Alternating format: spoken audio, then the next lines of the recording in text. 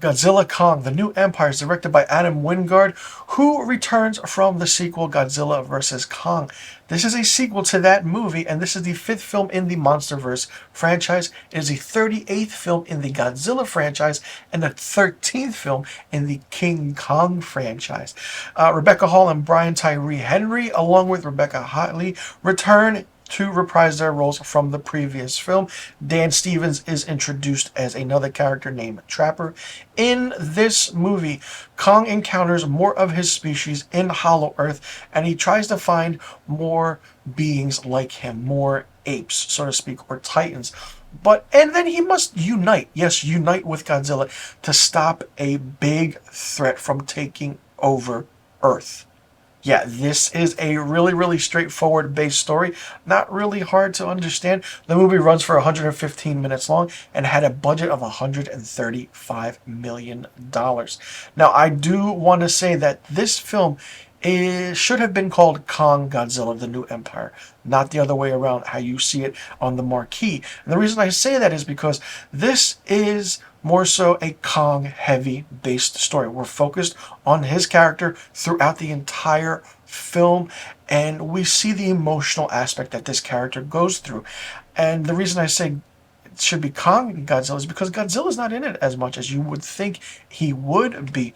He's just there fighting off certain other titans or kaiju or whatever you want to call them to regain his power and energy. And it's a really interesting thing. People keep saying, wow, I thought Godzilla was blue. In the trailers, he's pink. Why is he pink? Well, he is pink for a reason, and that is explained really, really well in this film.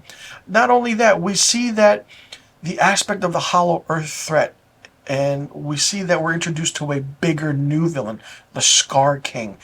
And it's kind of explained what the Scar King wants to do, wanted to do, and how kind of Godzilla stopped the Scar King from achieving his goals of what he wanted to do and take over Earth or the world in a way, so to speak. The Gia, the young girl, has visions and senses of something imminent happening. So they go to Hollow Earth and they figure out what's going on, and that starts to unravel everything. There are moments in this where Brian Tyree Henry as Bernie Hayes is really, really good. He's more so the comic relief, and he's there. I always say it when I see a Godzilla movie or any Godzilla King Kong movie for that matter. The American version of these two characters, the writers don't know how to write human characters. It's both basically heavy forward based on Godzilla and Kong, which is good, which is fine, which is really, really fine. But the aspect and emotional kind of lore that these humans have, it's like, all right, they're just there. When the human characters come on the screen, it's like, okay, it's a little dragged out. It's drawn on. It's like, all right, get to the good stuff. The good stuff. It's Godzilla. Wow. Roaring, kicking ass, taking names. And then it's Kong doing his thing, trying to understand what's going on. You have a mini Kong in here, and the mini Kong and Kong join forces, and then the Scar King has his troops. It's just a big fun aspect. There is also other familiar titans in this, and there is a new titan that the Scar King kind of has in its own lair that he controls. And it's just a really mind-boggling thing. The action is what is amazing, and people go to see this for the monsters, or the titans, or whatever you want to call it, Godzilla and Kong. Seeing this happen was really, really good. The action is great. It's just all over the place. You have all these titans going at it. And Kong tries to get Godzilla to help him, but there is one Titan that is the only source to understand Godzilla and Godzilla listens to, and that character is in this as well, which is a really, really nice touch.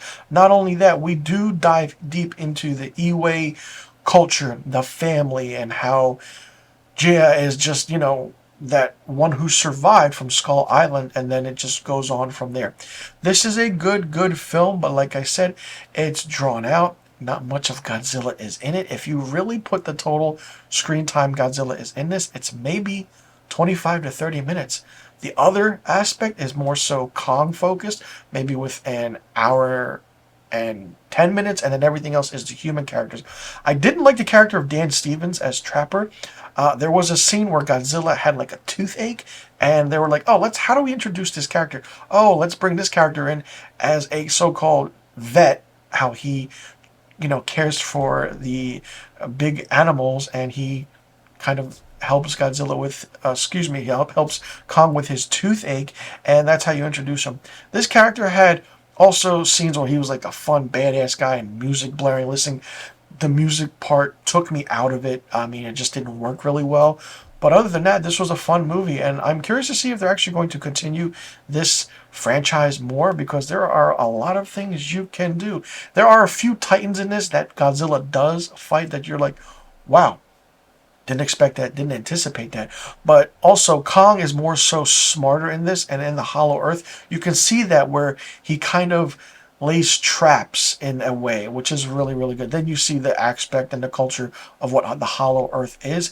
If you just give me a movie with Godzilla Kong, no dialogue, fighting other Titans, that's what I want. Give me that. You don't have to have human characters at all. But this was a interesting, fun monster film, and we go to see it for these monsters, and that's what we want.